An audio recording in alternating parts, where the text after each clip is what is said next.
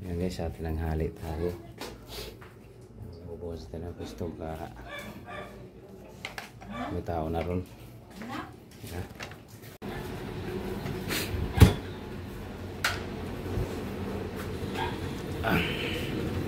Kalasin mo na lang muna dyan. Kaliwa. Ito sa kanya oh. Ayun.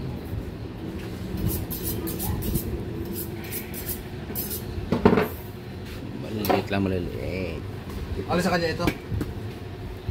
Oo, ito.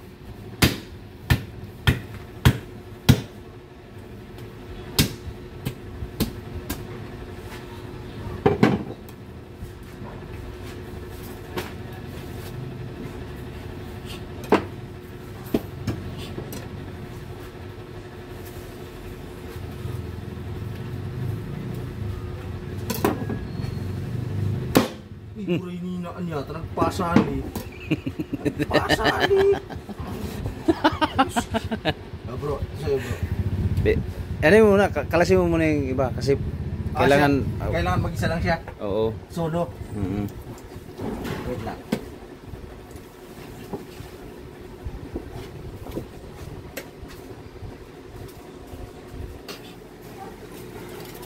Ah.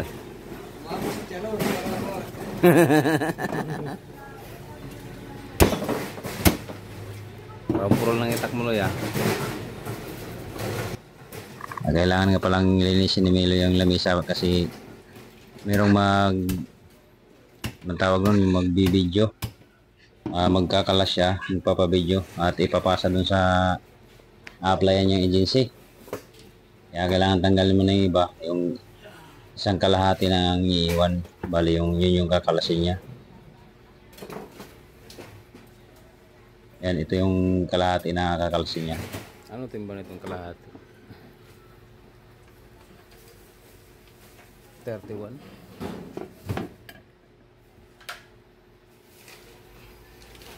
Magkatapos itong magkalas, yung magpapabideo ay pupunta naman ako dun sa kabilang pwesto. At doon ako magtitinda at meron din ako kakalasin doon. At kuha pa ako mamaya ng manok para dadalhin doon pagkatapos nito. Kaya ito lang ang antayin ko. Yan kasi pag nasugatan tong ano na to, diyan magsisimula. Ang mayon nito ay si Milo, itong kasama ko. Siya magtitinda kasi dito ay siya pinulik ba? Nakapwesto rito. Yung sugat pag nabasa. Kaya yun, kailangan ko lang tulungan muna bago ako pupunta dun sa kabilang pwesto. Yun, isasabot nga lang pala niya yan. Mamaya na tanggalan ng buto. What's up mga idol? Diyan na to sa dati papa. Mapipagabot ako muna yung kumpanin na diri ako. Ito nga arabay yan yung baboy diri niya 15 pirasong manok. Maura na. Matik na dayon tani guys. Display dayon tani. Unahon ako pag display ng baboy kay medyo dali-dali man yung display di para sa manok. Matrabaho man kayo ang manok. Manang gamit na ako rin ang kutsilyo ba ya? Kuan? Dickinson 6 inches na Dickinson. Pinaka paborito na ako ni na kutsilyo mo na ako gamit pero may sukat niya buti sa ako. Di na ako na ipahiram-hiram sa iba kasi pag pinahiram mo sa iba tong gamit mo ay na iba ang talim. Kaya ako talaga pagka paborito kong gamit ay hindi ko pinapagamit sa iba. Pagka hindi ako nagtinda kunwari, tinatago ko yung gamit ko na kailangan ako lang talaga gagamit. Pagka ganoon ako guys, pagka paborito kong gamit, hindi ko talaga pinapahiram. Bahali na sabihin ako madamot. Buti kung silang nag-aasa. Ito naman, ako pa naman pagka alagang-alaga sa naalagaan ko talaga yung talim. Kasi kagandahan ito guys sa Dickinson, matagal wala ang talim. Basta marunong ka lang maggamit, marunong ka maghasa. Naku po, maganda pang balahibo pa naman to. Simo talagang balahibo, parang blade. Talagang baka sabihin nyo bore itong sinabi ko. Naku, subok ko na to. Medyo matagal na sa akin to. Galing nga pala to guys sa ang Butcher Knives Davao. Doon ang galing tong kutsilyo ko. Yan na to, dalawa. 10 inches saka itong 6 inches. Ito talaga yung pangkalas ang gamit na gamit ko. At yun namang 10 inches pang pork chop ko yun. Yun ang lagi kong ginagamit pang pork chop.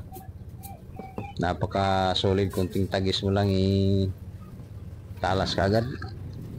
Na makatong istorya ha. Di rin na po ko sa kasi huwa naman ko sa pigi. Tanggal na tag spare ribs. Yung pagkahumana na, tanggalan lang yung mga taba-taba sa ibabaw, yung mga kulani, tanggalan kay para hinlo ba. Yan, pertira bang mahalas baboy ron para ganahan sila palit dayon. Tumar na ba kayong baboy ron, no? Tungod sa kamahal. Diskarte na lang yung taan eh.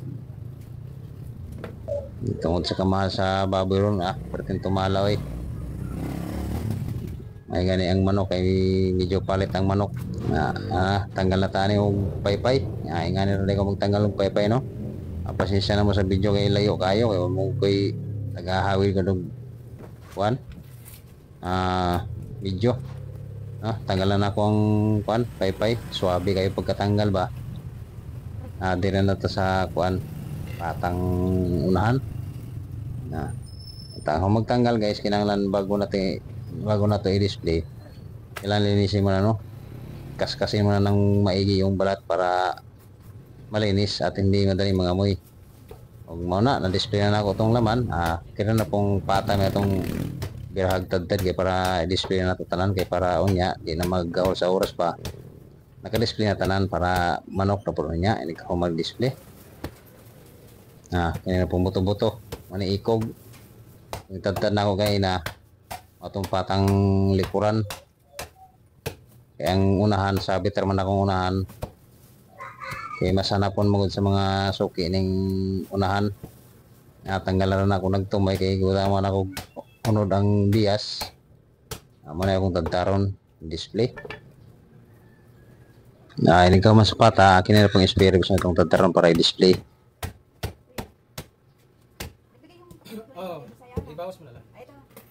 Sinama ko lang yun para mahal. 1 by 1 po. Bali, ano pa? Bali ang ano mo nun? 75. Ito yung 1 by lang. Mamaya na lang dapat na. Bali ano lang. 175. Dito na yung baga. At saka 3 yan po ano. 3 yan po. Tapos minido biniling. Tapos 15 po siya. Winodo giniling. Pork chop. 3 yan po. Bicol. 3 yan po yan na. Sige. At ayun nga guys, may dumating na suki natin. Order. Medyo marami-rami yung in-order niya. Order nga pala niya ay 3 tig 500 na liempo. At 15 pirasong pork chop na isang guhit ang isang piraso. At minudo, giniling, bicol, at saka tig 500 nga pala yung laman niya. At baga, yun. Display ko lang muna tong liempo para pag may bumili ay may mapilian sila. At slicing ko na nga pala to lahat para may order naman na 3,500 at display na yung iba.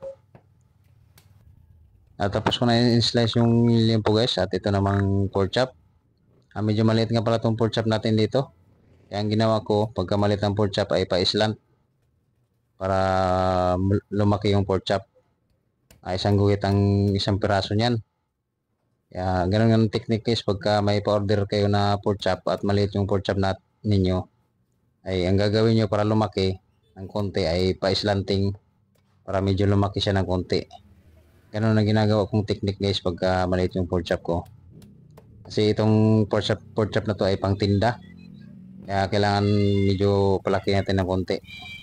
Pagka maliit ay medyo kapal-kapal ng konti at saka pa-islanting para lumaki ng konti yung pork chop.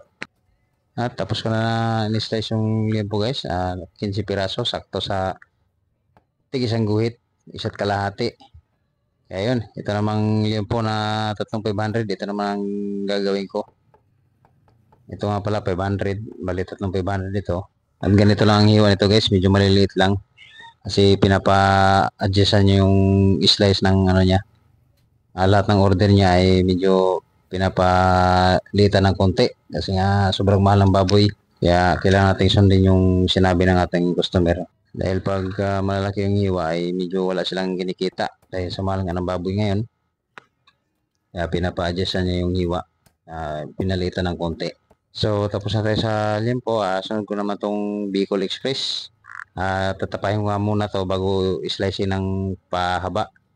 Maliliit para maganda siya tignan pagka tinapa.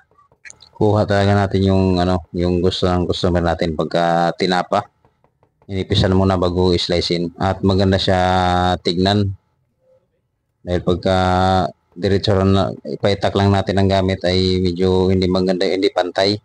Pagka tinapa kasi natin guys ay pantay So yun guys, tapos ko na ni-slice yung pang Bicol Express. Sunod ko naman dito yung minudo. Ganon din ang hiwa, medyo maliliit lang. At pagkatapos ko naman ito guys ay deliver ko naman to at babalik naman ako sa palengke para kukuha ng giniling. Kasi yung gilingan ko rito ay nasira. Kaya ganon ang sitwasyon ko rito ay pabalik-balik sa palengke pagka at kukuha na rin ako ng pang-display rito na giniling. Kaya ayun guys, hanggang dito na lang po. Maraming salamat po sa inyong lahat at maraming salamat po sa inyong lahat at sa mga hindi pa po nag-subscribe dyan. Ayan, napadaan sa aking munting channel, pa-subscribe naman po at pa-share ng ating video. Ayan, maraming salamat po sa inyong lahat at God bless you all po. Bye-bye. Hanggang dito na lang guys.